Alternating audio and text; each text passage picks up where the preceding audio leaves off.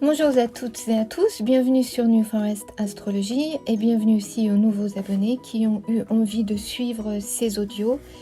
J'espère que vous allez tous bien et on se retrouve aujourd'hui pour la pleine lune qui aura lieu en Taureau le 8 novembre 2022 à 11h01 le matin ou à 12h01 heure de Paris. Ce sera une pleine lune accompagnée d'une éclipse lunaire totale car les luminaires, c'est-à-dire le soleil et la lune, seront près des nœuds. On aura un soleil à 16 degrés en Scorpion et une lune en face à 16 degrés en Taureau aussi. Et les nœuds, eux, seront à 13 degrés dans ces signes respectifs. Donc, nœud sud en Scorpion et nœud nord en Taureau.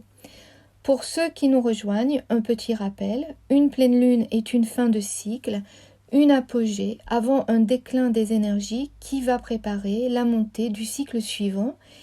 Et les nœuds, quant à eux, sont des points karmiques, avec le nœud sud qui indique d'où l'on vient, ce que l'on a acquis, et le nœud nord où l'on va et ce que l'on doit acquérir. Une éclipse, quant à elle, vient amplifier les énergies en place et ponctuer l'axe sur lequel elle se trouve. On pourrait comparer une éclipse à un point d'exclamation. Et puis, si les éclipses ont plutôt mauvaise réputation, c'est parce que ces événements cosmiques marquent des tournants dans nos vies personnelles et dans le monde en général. Le 8 novembre 2022 sera un moment intense et profond. En fait, je dirais même un vrai passage initiatique qui va nous donner l'opportunité de passer à un autre niveau de conscience spirituellement. Et comme toujours, je vous invite vraiment à consulter votre carte natale pour repérer les maisons et les points sensibles. Donc à savoir pour cette lunaison, regardez ce qui se passe sur votre carte en Taureau, en Scorpion et en Lion, on va voir aussi, et si vous avez des planètes autour du 16e degré. Cette pleine lune vient compléter, comme d'habitude, le travail de la lunaison précédente, et donc du travail du 25 octobre, où on était appelé à réévaluer et à exprimer nos valeurs vénusiennes à travers nos contributions personnelles par rapport au collectif. Cette pleine lune du 8 novembre va donc se dérouler en signe fixe avec la lune en Taureau, signe de terre, et le soleil en Scorpion, signe d'eau, tous deux féminins. On va voir que la question du féminin va être importante car c'est Vénus qui a le premier rôle pour cette lunaison. Mais déjà, on va parler de cette lune qui est en Taureau.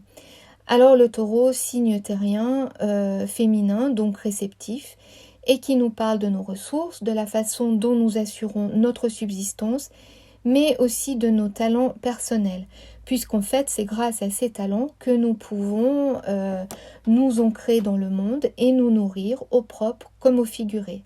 La lune est à l'aise en Taureau, elle y est exaltée car la lune représente l'archétype maternel au sens nourricier du terme, et en tant que principe féminin, c'est le réceptacle, donc c'est très féminin ça comme symbole, dans lequel nous déversons nos contenus inconscients, tout ce qui n'est pas visible, les non-dits, et la lune contient aussi ce que nous venons incarner dans cette vie-ci. Donc sur un thème astral, la lune c'est toujours vraiment un point intéressant à regarder et qui va nous donner beaucoup d'informations. Une lune sur un thème, ça peut aussi indiquer des caractéristiques ou des particularités physiques, car elle a vraiment cette fonction de manifestation. D'ailleurs, je vous laisse réfléchir un peu au chiffre 9 qui représente la lune et tout ce que ça implique. Et cette pleine lune exaltée en Taureau, donc, on voit que malgré l'ombre de l'éclipse qui va venir occulter temporairement son pouvoir de manifestation, elle forme quand même un aspect positif avec Vénus qui même si elle est en opposition conjointe au Soleil, comme Vénus régit normalement le Taureau, il y a tout de même là un échange qui va venir alléger les tensions. Donc, cet échange entre ces deux planètes, Vénus, la Lune, vont donc nous apporter des soutiens notables durant cette lunaison. Alors on va voir quelle est la nature de ces soutiens exactement. Alors regardons la conjonction en Scorpion opposée à la Lune en Taureau et on voit que le Soleil, principe actif et conscient, se trouve sur le 16e degré. Le 16e degré, dans les symboles de Sabian, c'est un degré qui est représenté par une jeune fille qui sourit et qui symbolise l'accueil de la transformation dans la ferveur et l'espoir. Vénus, quant à elle, se trouve à 20 degrés du Scorpion et ce degré, toujours dans ce système des symboles de Sabian, indique qu'elle a dépassé une vision binaire du monde, qu'elle a enfin confiance en ses intuitions les plus profondes. C'est le féminin sacré et magique ici, qui nous invite à la foi et à la confiance, à la force, à travers l'expérience de la vulnérabilité. Mercure, le magicien, celui qui connaît tous les mondes, le messager, lui se trouve sur le 15e degré, donc deuxième décan du Scorpion aussi, et ce degré nous parle de développement, d'accès à un niveau de conscience supérieur, de maturité en cours d'acquisition. Voilà, c'est pourquoi aussi je disais que c'est une pleine lune, qui est une pleine lune initiatique et qui va nous ouvrir à un niveau de conscience plus grand. Ces trois-là, donc, Vénus, le Soleil et Mercure, ils sont en conjonction et ils font carré avec Saturne en Verseau à 18 degrés. Alors, malgré tout, ce carré, je pense qu'il va être plus productif que défavorable parce que d'une part, Vénus et Saturne ont une entente naturelle. Tous les deux se partagent le signe de la Balance. Et d'autre part, Mercure, qui régit le Gémeaux, donc signe d'air comme le Verseau, est en affinité avec ce placement de Saturne. Et le Gémeaux, en ce moment, c'est là où se trouve Mars. Et Mars, c'est le pendant, c'est la moitié de Vénus qui nous parle d'action, de mouvement, de décision. Donc Saturne, ici, je dirais qu'il fait office un peu de maître de cérémonie, comme une autorité inspirée, veillant à ce que tout soit fait selon l'ordre établi. Rappelons aussi que Vénus vient d'effectuer son quasimi en Balance le 22 octobre et elle a donc marqué un moment significatif alors qu'elle dessine son pentagramme en effectuant sa course céleste.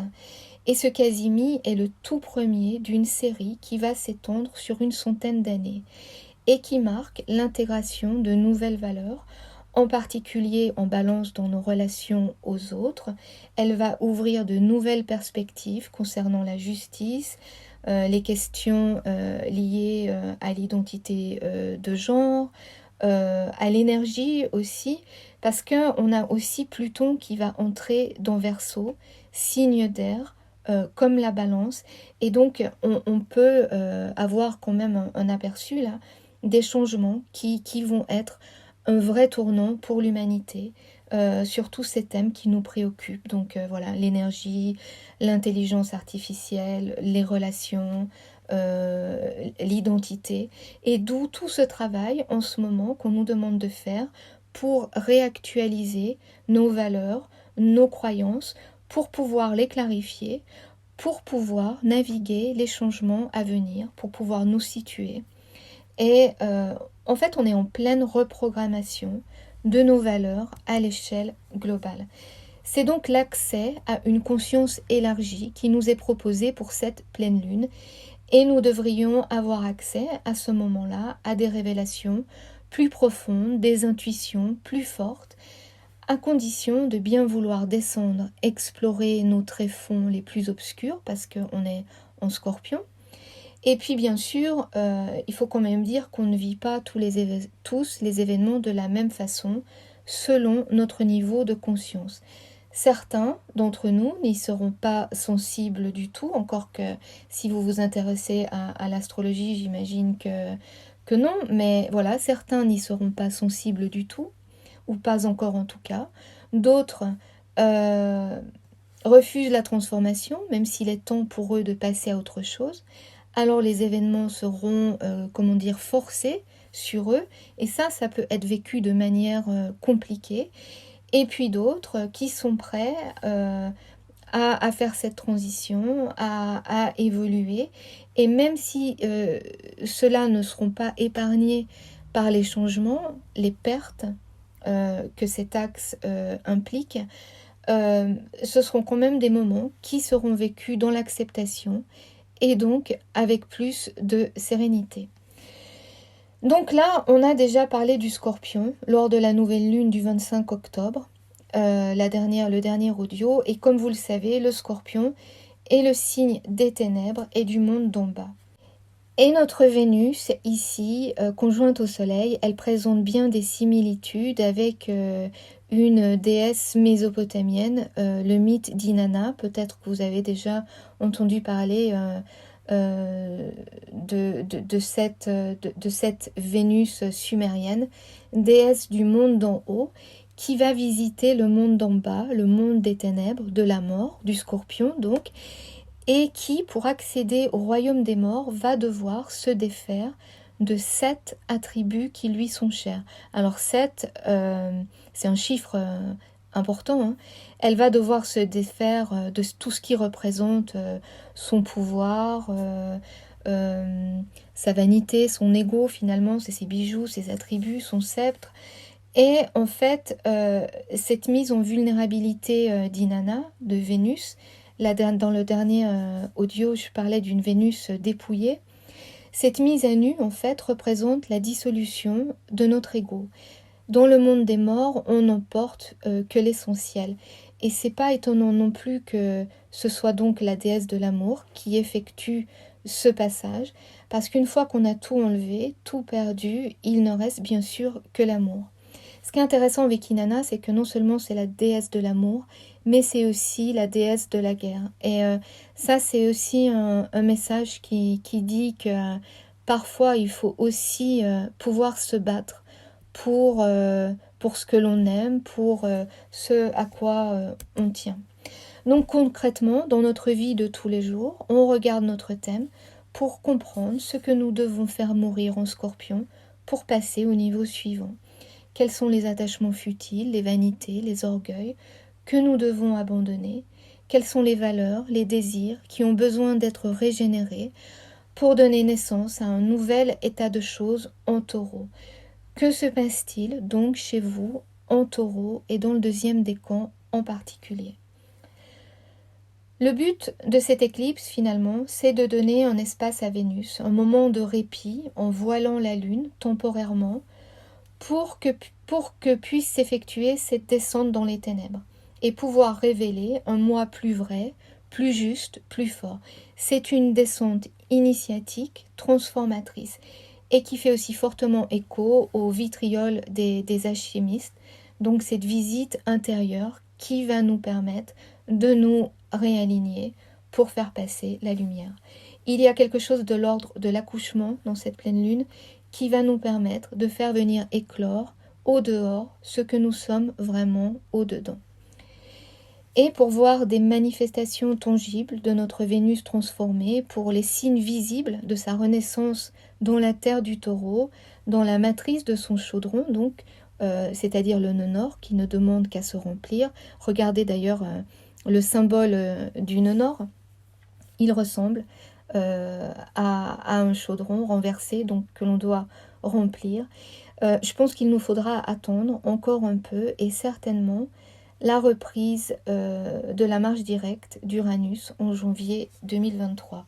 Uranus est toujours en mode rétrograde. Mais revenons à ce fameux carré avec Saturne et qui nous force à poser notre attention sur cet axe de la pleine lune et qui ressemble à un arc tondu. Il y a un message ici et pour le lire, il suffit de tirer un trait droit devant. Et si on dessine cette flèche, elle vient se ficher dans le deuxième décan du lion à 18 degrés, donc évidemment comme Saturne en Verseau. Alors on va imaginer que nous sommes cette flèche en vol, c'est-à-dire immobile et en mouvement à la fois.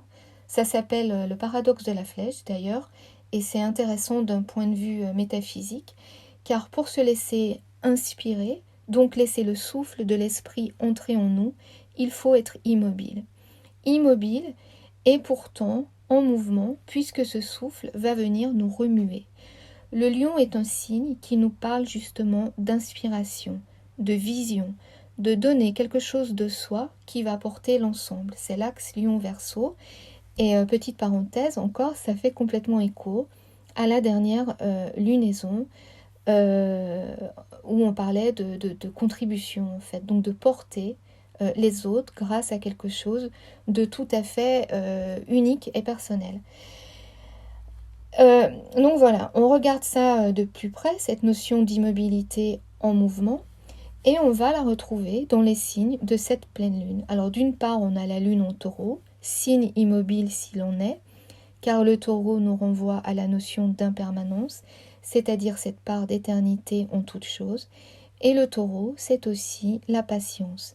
Et en s'immobilisant dans une attente sereine, il peut recevoir la sagesse et la paix dans l'éternel recommencement des cycles de la nature.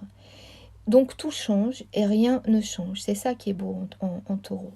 Et puis d'autre part, on a le soleil en scorpion dont la fonction est la transformation, donc le mouvement. Or le scorpion, dans sa sagesse, il nous dit aussi que pour transformer, il faut lâcher prise, se détacher. C'est ce fameux « ce qui résiste persiste ». Il y a un moment, dans ce processus de transformation, où nous devons cesser de nous débattre et accueillir le changement comme partie intégrante de notre expérience humaine. Sinon, on va souffrir davantage si on essaye de résister. Donc voilà, on continue notre raisonnement en suivant cette flèche immobile mais en mouvement. Et si on suit sa trajectoire, on se rapproche du lion et plus précisément du second décan. Et ce second décan, il nous parle de victoire, de triomphe, parce qu'ici c'est Jupiter et la roue de la fortune et le 6 de bâton qui régissent cette région du zodiaque. Donc on nous dit que nous devons trouver l'inspiration, la vision, qui va nous permettre de triompher des obstacles et de faire tourner la roue, de passer à autre chose. Et puis on achève notre trajectoire en nous fichant sur le 18e degré, comme Saturne en Verseau donc, et ce degré précis, lui nous parle de savoir accumuler et transmis grâce aux efforts fournis et aussi de la force, de la stimulation qu'on en retire, ainsi que de notre place en tant qu'individu à l'échelle du temps. En bref, nous sommes un maillon d'une chaîne ancestrale qui nous porte vers le futur. Quelle sorte de maillon allons-nous être? C'est donc un degré qui parle aussi de transformation en vue d'une amélioration. Il n'y a pas de grande ou petite évolution, tout compte. Ce qui est intéressant aussi, c'est que le lion dans le tarot, c'est la lame de la force. Et cette carte, elle est représentée par une femme qui maîtrise un lion. Et je vous le donne en mille, savez-vous comment était représentée Inanna? Eh bien oui, une déesse qui chevauche un lion. Donc la boucle est bouclée, une fois de plus. Alors voilà, on traverse cette pleine lune en s'immobilisant, on ne résiste pas, tout passe, le meilleur comme le pire. C'est une pleine lune alchimique, initiatique, dont les transformations ne seront pas visibles tout de suite, mais qui va mettre en œuvre des mutations profondes et individuellement sur les secteurs touchés, sur nos thèmes personnels. Nous sommes arrivés au bout d'un cycle sur cet axe nord-sud scorpion nœud-nord en taureau et la prochaine pleine lune, avec une configuration similaire, aura lieu en novembre 2041. Et la dernière pleine lune scorpion nœud-sud taureau nœud-nord, c'était le 28 octobre 2004. Donc je vous laisse vous remémorer les événements importants dans votre vie à ce moment-là pour les mettre en perspective et considérer le chemin que vous avez parcouru depuis.